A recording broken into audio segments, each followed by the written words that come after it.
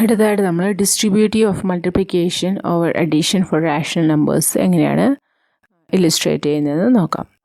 അതിന് വേണ്ടിയിട്ട് ഞാനിവിടെ മൂന്ന് റാഷണൽ നമ്പേഴ്സ് കൺസിഡർ ചെയ്തിട്ടുണ്ട്. നിങ്ങൾക്ക് ആ നമ്പേഴ്സ് ഇവിടെ കാണാനായിട്ട് സാധിക്കുന്നു. -3/4, 2/3 ആൻഡ് -5/6. നമുക്ക് ഈ ഒരു പ്രോപ്പർട്ടി സോൾവ് ചെയ്യാനായിട്ട്, അതായത് ഡിസ്ട്രിബ്യൂട്ടീവ് പ്രോപ്പർട്ടി എന്ന് പറഞ്ഞിട്ടുണ്ടെങ്കിൽ a times b plus C that is equal to a times b plus a times C എന്നുള്ളതാണ്. അതായത് ഏതൊരു റാഷണൽ നമ്പർ നിങ്ങൾ കൺസിഡർ ചെയ്താലും ഈ ലെഫ്റ്റ് ഹാൻഡ് സൈഡിലുള്ള ഓപ്പറേഷൻ ചെയ്താലും റൈറ്റ് ഹാൻഡ് സൈഡിലുള്ള ഓപ്പറേഷൻ ചെയ്താലും നിങ്ങൾക്ക് സെയിം ആയിട്ടുള്ള ആൻസർ തന്നെ ലഭിക്കും. അതാണ് നമ്മൾ പ്രൂവ് ചെയ്യാൻ ഉദ്ദേശിക്കുന്നത്.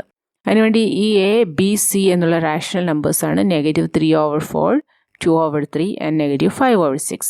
ഫസ്റ്റ് നമുക്ക് a ടൈംസ് b പ്ലസ് സിയുടെ വാല്യൂ എന്താണെന്ന് നോക്കാം. അതിന് വേണ്ടിയിട്ട് a times b plus C ഞാനിവിടെ ചെയ്യുന്നു. That is equal to -3/4 times 2/3 plus -5/6.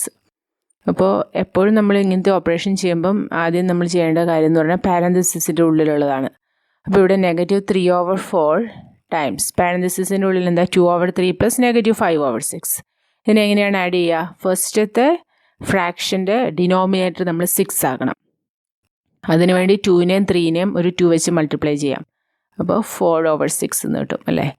That is equal to -3/4 times ഇതെന്താണ് -1/6 which is equal to 3/24, right.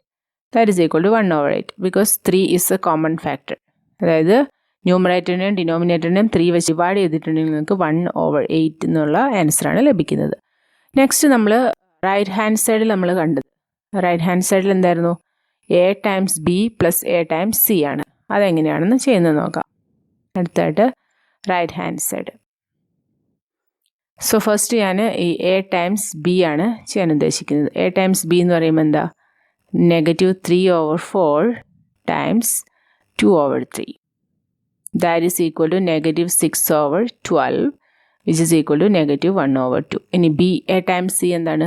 a times c എന്ന് പറയുമ്പോഴത്തേക്കും -3/4 times -5/6 which is equal to 15/24.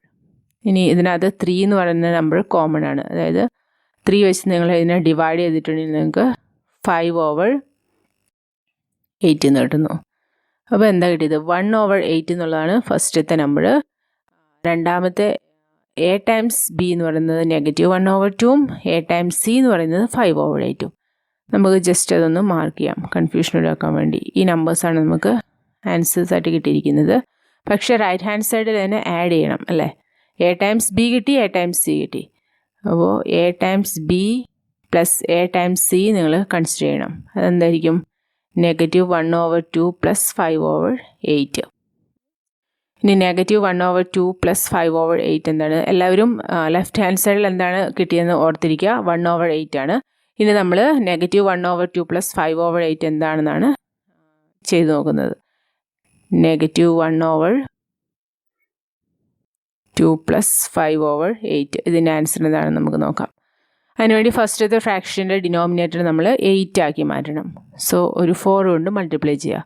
അപ്പോൾ -4/8 പ്ലസ് 5/8 എന്ന് വരും അല്ലേ. അതെന്ന് പറഞ്ഞാൽ എന്താ? 1/8.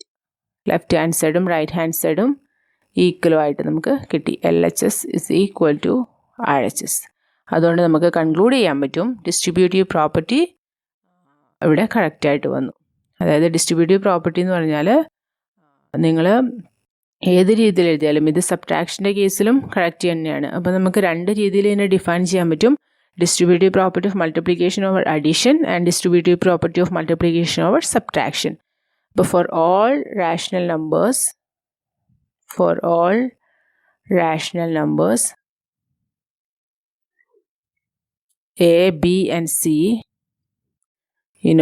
a times b plus c is always equal to ab plus ac.